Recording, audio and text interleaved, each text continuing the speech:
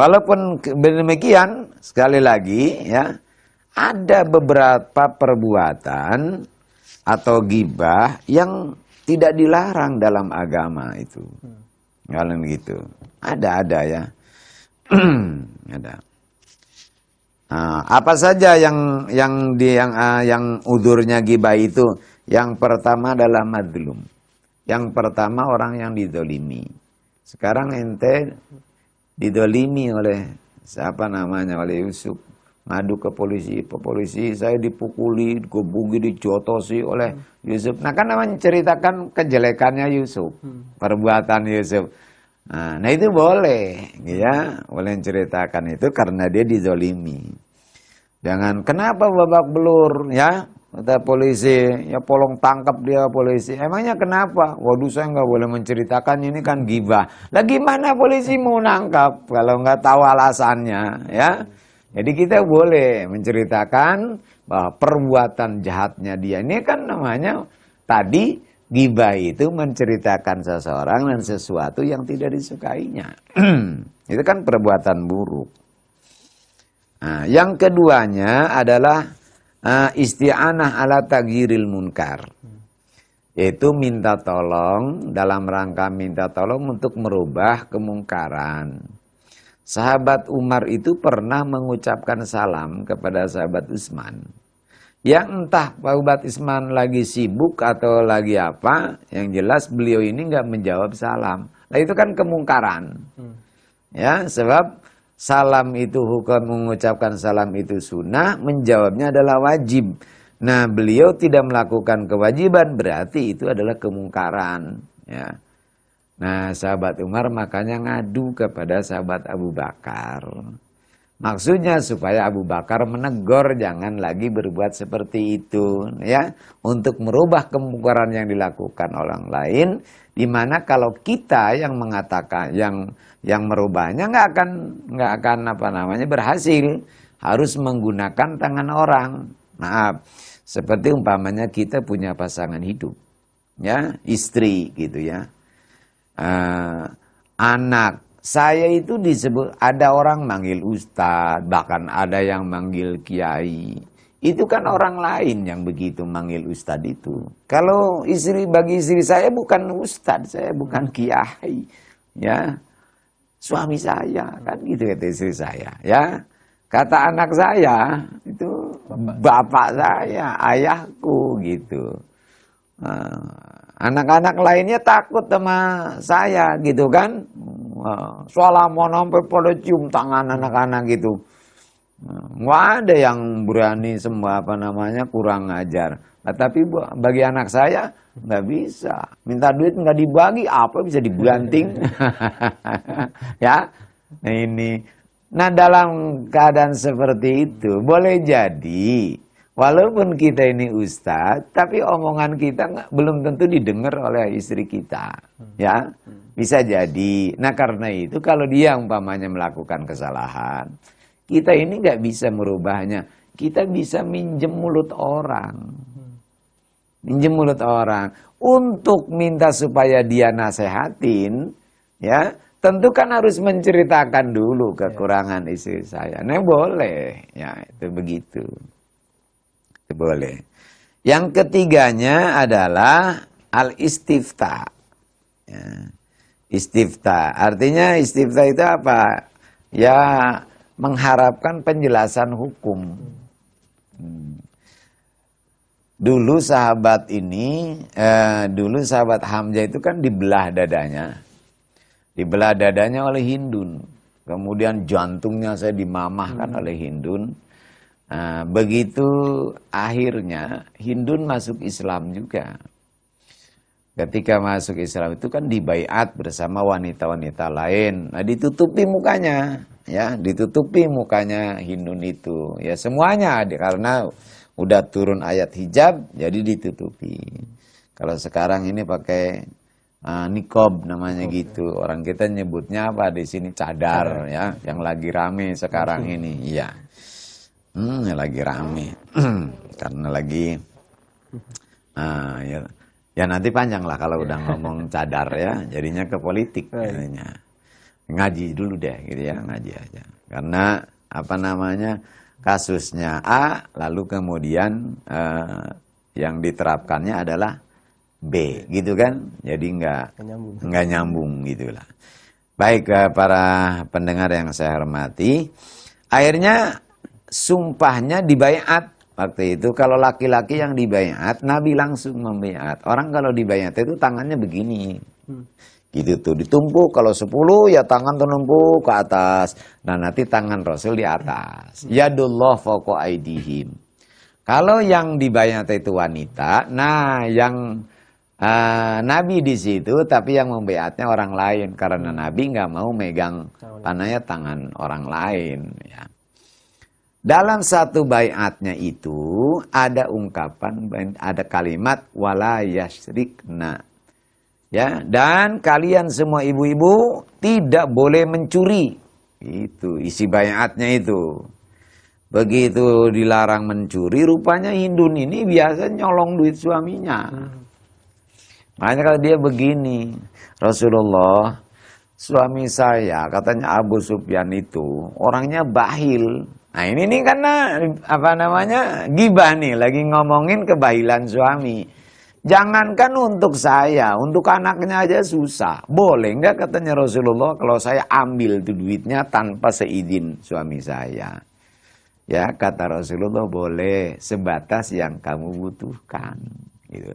Nah ini menceritakan kejelekan atau aib suaminya kepada Rasul, tujuannya adalah untuk mendapatkan fatwa dari Rasul, jawaban. Ya boleh begitu. Bagaimana Rasul akan memberikan jawaban terhadap kasusnya kalau dia nggak menceritakan itu. Itu yang keempat. Jadi nggak semua ghibah itu dilarang dalam agama ya. Nah yang keempatnya ada lagi. Yang keempatnya adalah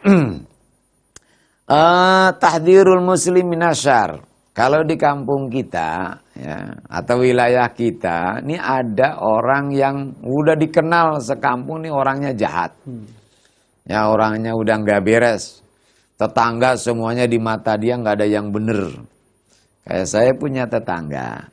Satu hari datang ke saya, Ustadz, saya mau pindah katanya. Loh, kata saya, kenapa ente pindah lagi?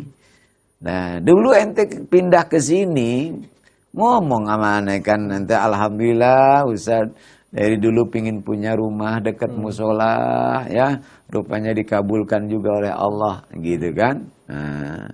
Nah, sekarang malah mau pindah. Kenapa? Ah, katanya orang kampung di sini, di kampung sini nggak ada yang benar katanya. Oh, ya udah kalau gitu. Nah, mudah-mudahan di kampung nanti yang akan ente yang temukan orangnya nanti baik-baik semua gitu. Nah sekarang kalau orang sekampung nggak ada yang benar ya, makanya orang berpikir yang nggak benar ini orang sekampung apa ente yang nggak benar.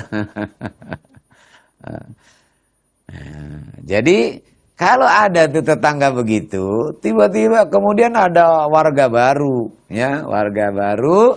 Rantang runtung dengan dia, umpamanya deketi sama dia, kita boleh tuh kasih tahu tentang buruknya itu sifat orang itu demi ya menjaga jangan sampai si warga yang baru ini ketularan gitu, ketularan.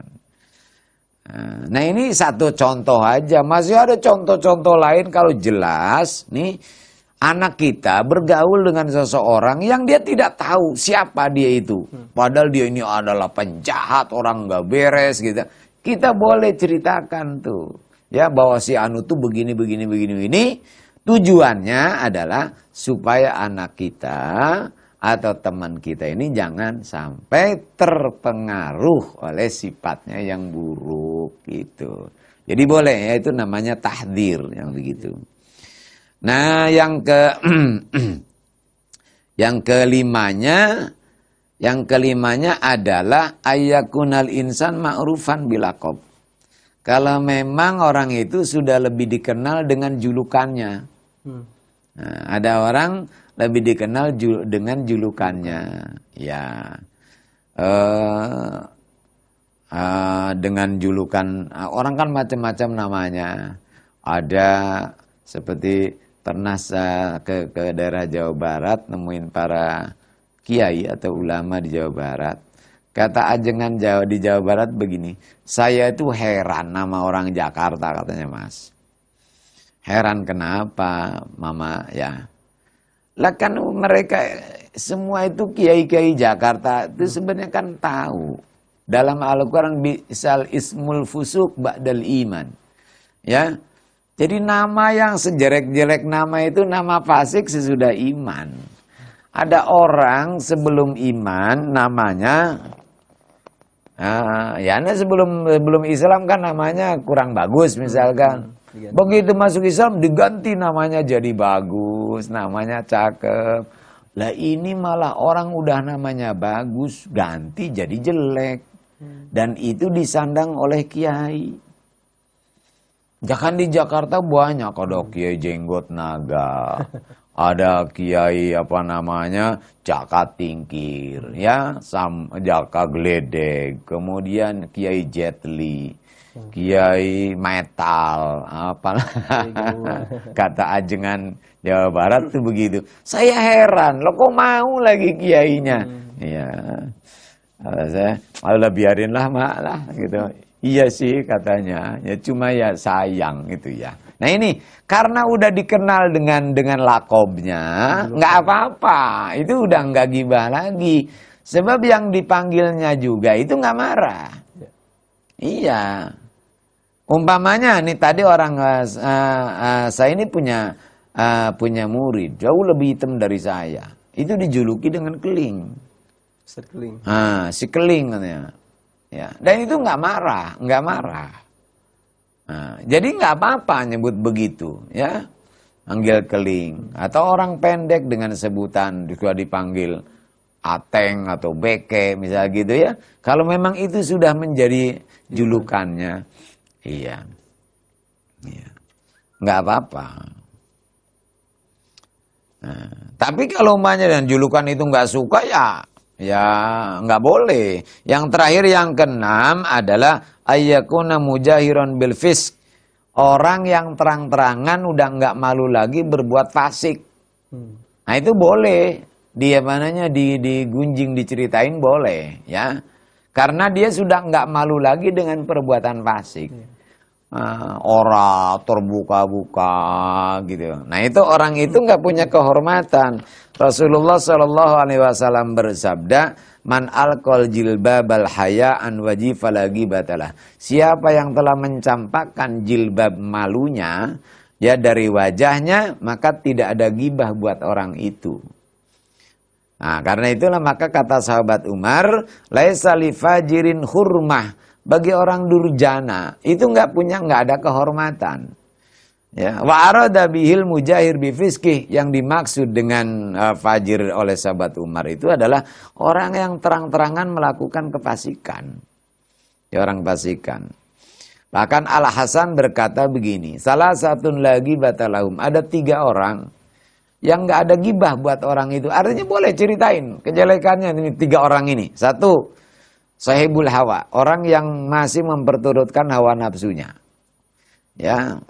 Wal fasik al mul'in bi fiski, orang fasik yang terang-terangan, ya.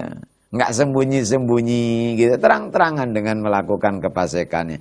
Yang ketiganya wal imamul jair, pemimpin yang durjana. Jadi kita kalau punya pemimpin, ya, pembohong, pemimpin zalim, nah itu kita ceritain nggak apa-apa. Jangan mengatakan itu kan gibah hukumnya haram. Oh, sampean nggak ngerti namanya, ya.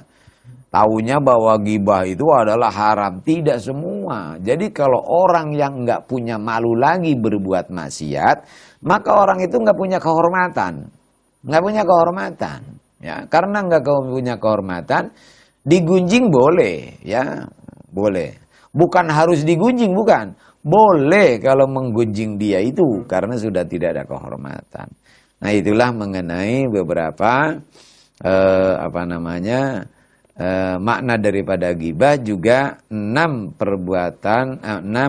orang yang kita ini 6 orang yang boleh kita ghibah karena itu sudah rusuh dalam agama, ya, kemurahan dalam agama. Kenapa diberikan rusuh? Karena tidak ada kehormatan. Terutama yang terakhir itu tidak ada kehormatan. Barangkali ini, ya, nanti kita lanjutkan yang lain. Allah.